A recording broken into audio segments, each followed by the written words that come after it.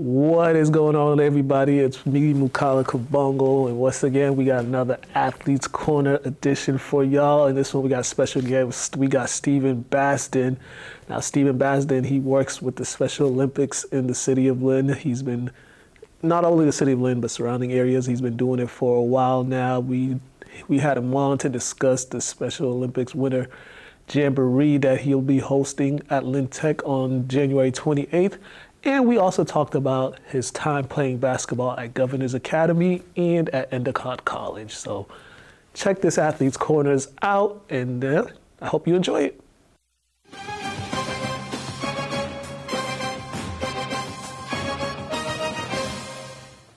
Hello and welcome to another edition of Athletes Corner on this snowy, rainy day in Massachusetts. I am here with Stephen. What is going on, my guy? What's up, my man? How you doing? Good, man. How are you, man? Everything's well. Trying to stay dry and warm. Hey, I hear that. I hear that. We got a lot to chat about. So we got the 2024 Winter Olympics Jamboree coming up in a couple Special weeks. Olympics Jamboree. Yep, and but first before we get to that, we're going to take a little bit back the audience about your journey, your basketball journey, and you know how it's gotten you to this point. First off, Governor's Academy. Yes. Playing 4 years there. Just tell me, how was it you going there? Boarding school, just the whole boarding school experience. Yeah, I mean, From what I remember, from what I understand, I was probably one of the earlier young adults, young men to go to boarding school from Lynn. And up until that point, I'm playing all Lynn youth sports, CYO. So I'm very ingrained with the community. So, the first thing is the culture shock, right? You're on campus, you're not in Lynn anymore. Right. Campus is a mile wide. Campus is 2% people of color. Campus is not the music is different, the food is different. So there's a very big culture shock when it comes to, I guess, the overall experience. But when it comes to the sports, and this is why I'm such a huge advocate of boarding school, I think it puts young athletes in a place and gives them the resources they need to maximize some pretty big opportunities that they could have. Yeah. We were chatting a little bit off camera, but we're eating 3 good meals a day there, and it's 7 days a week. We have a weight room, we have a gym, we have 24-hour, or not 24-hour, but 12-hour-a-day trainers who obviously are pretty well established. There's just so many different resources there as an athlete to really get ready for college. Yeah, and for you, because a lot of the kids, either from Lynn or any other surrounding areas, they don't go there for 4 years. Some might go for 3 years. Yeah. Some might go for 2. Some might start off at public or private school, and then they'll go. If one of these schools sees them and are interested, they'll come get them after 1 or 2 years. So they're not spending the whole 4 years there. They're spending 2 years there. Some just probably 1. So you got the full-on 4 years experience. Yeah. And how did that help you develop your character just as a person? Yeah, and I guess that's the biggest thing is, when you're there for 4 years, you're going in at 13, 14. That's barely a teenager. And you're coming out at 18. Some of the kids on campus could be 19 because, again, it's a prep school. One, it made me independent. It immediately challenged my independence. And not in the sense of is he okay with being am I following up with my own teachers? Am I waking up by myself? Am I dressing appropriately? The small things that I think sometimes kids have the luxury of when they live with their parents. But when it comes to character, I also think it really tested the person that Lynn made me. So it tested my diversity in this culture. I feel like I had more experiences living in the Lynn, living across the street from Dominicans and next to Cambodians and 3 houses down from a white family. So I had seen a little bit more of the world than I think these more privileged kids did. Yeah. So I think that was something that I was pretty proud of coming from Lynn. This isn't new. There's a little bit of everybody in Lynn. Right. So I wasn't too taken back by seeing kids from different countries. But I would say, when it comes down to what it did for my character, I think it really just brought the best characteristics Lynn puts into us out of me, which was resilient, independent, culturally aware. And then also, I got to be myself because I think that's a lot of, at least when I was growing up in Lynn, being yourself and being able to express yourself as a child and pretty loud or weird or quirky ways was okay. So I did that there, and they liked it. So, I think character-wise, it challenged me, but it really just kind of exposed who I really was and allowed it to grow. Yeah, basketball-wise, now this is playing at that level of basketball. You're gonna come across with some guys that are for sure going to the league. Yeah, NBA. Yeah, like, and this is and it might be 3 games in a row. You're probably facing somebody that doesn't even bother need to go to college, but they probably still will. How is that? How is that getting to play that level of basketball and seeing like the competition that was out there, and seeing, for example, 6'9" guys playing point guard. Yeah, so that was the first thing I noticed is point guard. Like when I freshman year, Middlesex School had Rod Odom. Rod Odom was like Lamar Odom. He's 6'9", 6'7" guard. He's at Middlesex as a junior, senior. He ends up going to Vanderbilt or something like that. But like that's who's bringing up the ball as a 14-year-old. St. Mark's was packed at the time towards my end of my career there. Right before Marcos went there, their starters are wearing the D1 school warm-ups that they're going to, and it's Florida, Georgetown, like Indiana, Alabama. Like, so it really becomes very clear that you're playing in environments where everybody on the court is trying to play at the next level. And, I mean, from the Lawrence Academy, Shabazz, I mean, he's shooting from half court. So like and what I think was also cool is like you're preparing for these players in a way that's college-like. So like it's Tuesday of practice after science class, and I'm getting yelled at because our scout team is shooting from half court and I'm not covering them. Right. And we're playing Shabazz the next game. But there's also the other people like Denzel was at Lawrence Academy at the same time. That's my guy, Denzel. Brooks ended up going crazy towards the end, and they had some really incredible like players who played D1 to D3 level. Yeah. So the level immediately skyrocketed. Yeah. But also the way you approach the game. I mean, the games are hour and a half plus away. The games are after JV games, so it becomes a little bit more similar to college or to even higher level where your game day preparation starts at like 1 p.m. on a Wednesday for a 7 o'clock game. You'll be back home around 11 p.m. and still got school the next day at 8. Yeah. So it really like intensifies the way you want to approach the game because you see the talent on the other side. And I mean, any competitor is going to be like, yeah, I can't go out bad against this. Yeah, definitely. But yeah, that was the biggest shock. Was like, and it was a shock, but it was also like kind of like something to brag about. Is like I'm not just playing a Malden Catholic. Like I'm playing a Lawrence Academy or I'm playing a Middlesex school that has X, Y, and Z on it. So I'm really kind of testing it. And then I think coaches always preach this, but like if there's scouts in the gym for them, they're going to see you too if you do something. Yeah, so there's also that idea of kind of like, well, I'm in the right gym if nothing else. Yeah, definitely. Shout out to Denzel too. He's playing professionally in Australia. He's been solid for a decade plus. Yeah, definitely. He's coaching. He's assistant at Tabor right now. Oh, that's what's up. Yeah, that's what's up. Tabor's another good school. They held a few ballers. Yeah, they got one right now too. Ooh. Yeah, he's good. He's the ISL has it. And honestly, I think we were bigger. The ISL Independent School League was bigger when I was there, but talent-wise now, yeah, they still got it. I mean, every school is shooting something. Yeah, Rivers got 7 Division I players on their team. Yeah. So it's cool. Then you ended up at Endicott College, just not too far from here, getting to play college basketball, which is anybody's dream. I know everybody wants to play Division I basketball, but I always say the opportunity of just playing college basketball in general is always just a great thing for anybody because you just can't take those experiences away. What was it about Endicott that got you there, and what did you love about just being part of that basketball program?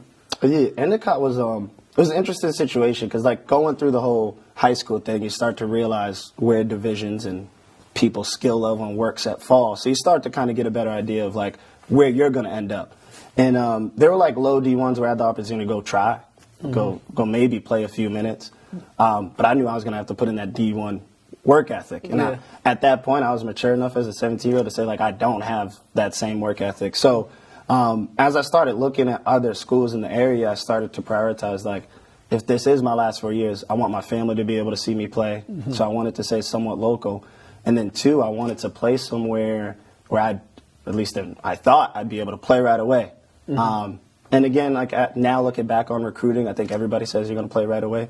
So you got to like actually look at the roster. Right. And then the last one was honestly the academics. Like again, being at a private boarding school, you start to understand life beyond sports, but you also start to understand like sports can be that catalyst. So I'm like, if Endicott's going to be very affordable for me because of basketball, what other opportunities are there that I can use outside of? So they have this internship program that's pretty incredible. So those three things led me to Endicott itself. And then talking with the coach at the time was Phil Rowe. And he had coached at UNH for a few years. He had a pretty long resume in coaching. He had an assistant coach who he's really good at recruiting. He's on the road. He's talking to kids. He's remembering the facts about us. He's consistent. So they really showed like the most genuine interest. And then when it came down to visiting the campus, it was beautiful. You look at the roster, you're like, all right, I think I could play here right away or there or in this position. And then you start to hear like who else is going to be playing with you. And that's where it started to get fun is because, again, I'm playing in ISL, which is a pretty good private school league. And I'm starting to hear that they're recruiting in my same class like some of the top players from our league. Again, players who physical stature didn't allow them to go D1, but skill set, no question about it. Yeah, definitely. And you also got the opportunity to play in the NCAA tournament. Exactly. And that came, I mean, like I said, so I was recruited by Phil Rowe. He was the head coach there. Freshman year, we made it to the playoffs in what was a interesting season. I think we had 30 people on the roster. We're subbing 5 in, 5 out. We don't know who's starting game to game, but end up losing first round of playoffs. In between our first and second year, Kevin Betancourt came and took over the head coaching job. And, I mean, again, you're as a young adult who's in this third to last year of playing basketball, most likely, you're like, do I want to play? Do I want to prove to another coach? Am I going to, like... So there was a lot of those questions as my class was heading into that sophomore year. But, I mean, when he came in and you understood how player-focused he is, how especially we had some scorers on our team, he allows you to score. He likes scores. He's not going to hold you back. They were all scorer giddy. Himself. Exactly. I mean, he was a bona fide scorer. And then you realize his ability to connect with us as young adults also was like, it was very genuine. And in a way that like we talked to him about things way outside of basketball, just on campus. Like how serious should I be about a shooting funk? Or he understood if somebody on the team broke up with a girlfriend, he might be shooting 20% next 2 games. Like a little down and out. So we were really blessed to have him. And right away, I mean, 14, 16 games in a row, we're winning. I mean, we're not winning. We're clapping teams in our league. Like we're beating them by 20 plus 2 times in a season. We're going to the playoffs. We wash through everybody, win the championship, get to the tournament my sophomore year, junior year, get to the tournament, senior year, get there through an at-large bid. And to your point, I think like playing at any level is a privilege, but playing at an engaged school, like we used to have 2,000 to 3,000 people at our games. Teachers were invested in it.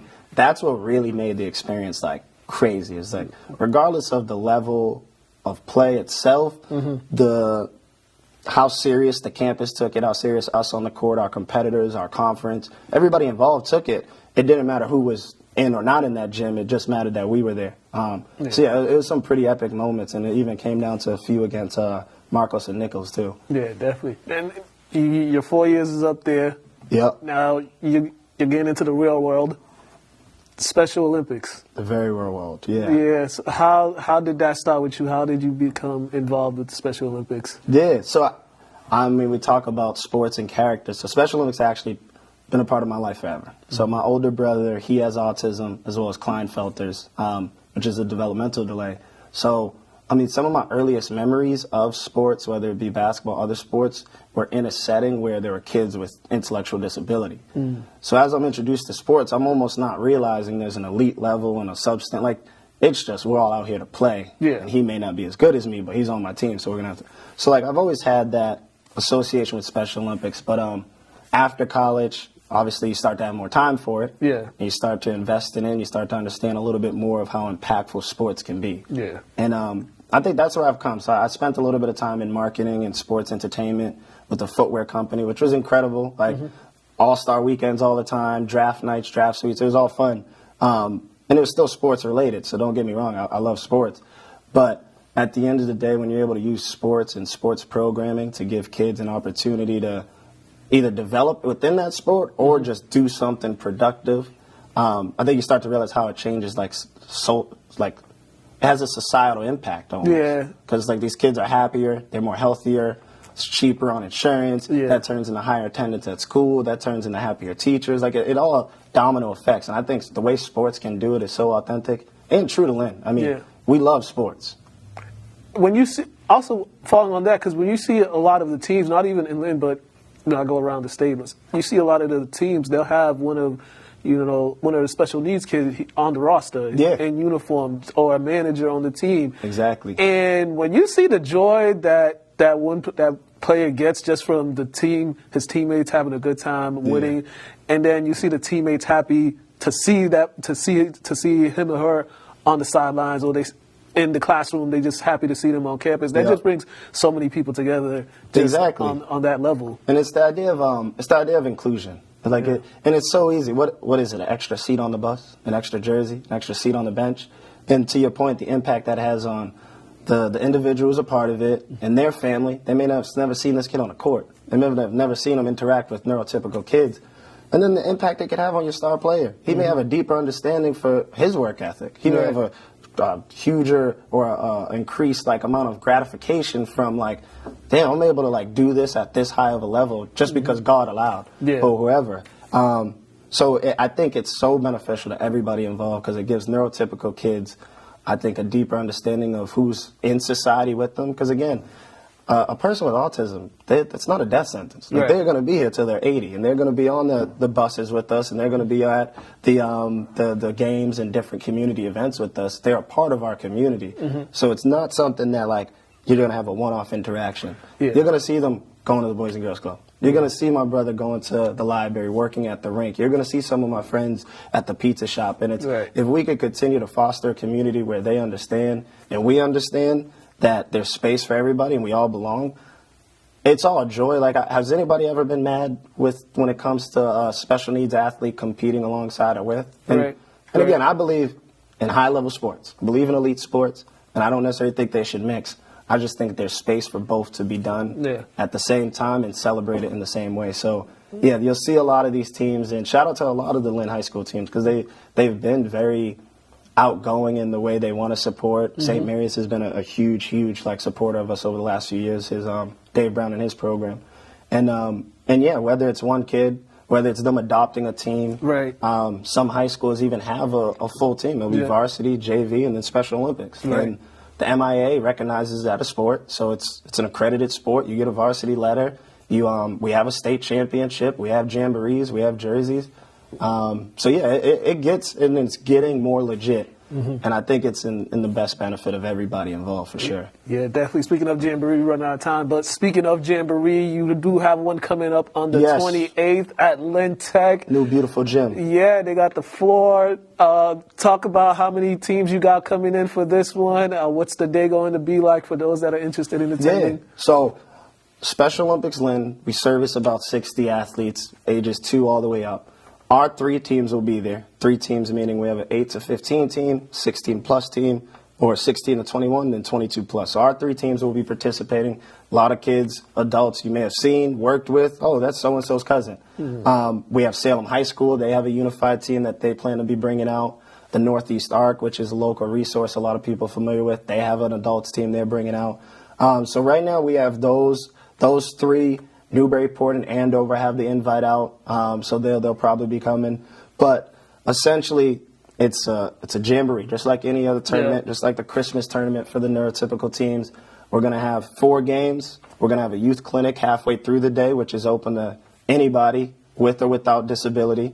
And the stands are going to be packed with local supporters, like community leaders. It's the people who are constantly advocating for the kids. It's going to be some of the boys and girls varsity teams in the stands. And it's going to be a really special day celebrating these athletes and showing them that they are deserving of the same environment as their neurotypical peers. I mean, I think sometimes we forget, talk about kids that may not have ever been allowed in the varsity gym because the classroom and their schedule doesn't allow for it. They're going to get a chance to shoot in front of hopefully 100 plus people. So that's January 28th, 11 a.m. to 4 p.m. at Lynn Tech, new gym. Any and everybody's welcome. Free entry, obviously. Going to have some giveaway prizes. But, that's something that the community has already showed a lot of support in. And I'm hoping that even more and more people come out so they can then learn about Special Olympics and everything else we do. Yeah, definitely will be a great time. Remember, if you're free January 28th, Yes. Go away. It's a Sunday, so Swing by. Yeah, it's 4 or 5 hours over at Lynn Tech. yeah, you'll catch the football games later. Yeah, see? You'll get out before that. Man, I still got a lot more questions. But we'll get you back here again and talk about circle back, talk more, because I definitely want to talk more about the special needs, Special Olympics, and how you do it. Let them know where they can find you, social media, all that. Yes, so you can find, or keep it short, you can find me on Facebook, Stephen Basden, name's right at the bottom of the screen. But you can also always, if you have an email or a question, email lynnspecialolympics@gmail.com. Those are the 2 best ways to find me, personally. And if you know somebody who knows me, just have them pass along a message. My man. All right, then I appreciate you. Appreciate it as always. Thanks, Riley, for doing this and the behind the scenes. Y'all can't see Riley, but he's making this go. Also, shout out to Danny.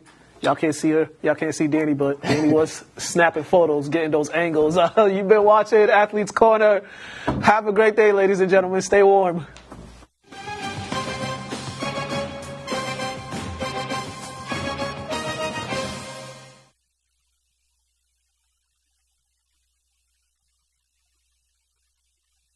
I want to thank Stephen Basden for coming on Athletes Corner and having a great conversation about everything going on with him and basketball journey in the Special Olympics. I hope you all enjoy it. So have a good one, ladies and gentlemen.